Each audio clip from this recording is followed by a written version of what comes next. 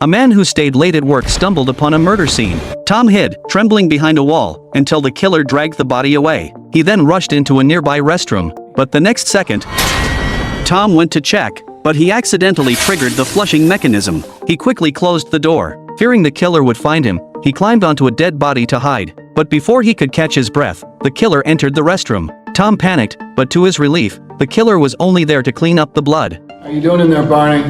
You want to toss me your keys?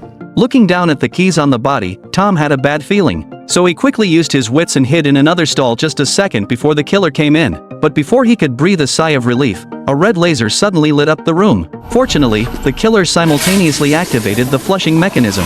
Stay there. After the killer left, Tom quickly escaped. He opened a door and ran into another coworker, Jack, who was also working late. Tom immediately told him about the killer. The two of them tried to escape but found that all the exits were blocked by the killer. So they had no choice but to go back to the office. Tom told Jack to call the police on the computer while he went to his cubicle to get his phone. However, the killer suddenly appeared. Tom, the internet. Shut up. But the computer was still on. Seeing the killer slowly approaching, the two of them, hiding under the desk, were terrified. Luckily, the killer didn't notice them and left after turning off the computer. Once they were sure the killer was gone, they ran to the office. Jack used his phone to call the police, and Tom went to look for any other survivors. However, as soon as Jack picked up the phone, the killer found him. He asked if there was anyone else in the company. No, it's just me.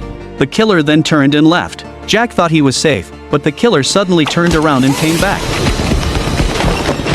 When Tom returned, he only saw Jack's body. A horrified Tom grabbed his phone and tried to call for help, but the phone was dead. He rushed to charge it but suddenly saw the killer walking toward him. While the killer was moving Jack's body, Tom managed to hide in the storage room, but the killer suddenly discovered him.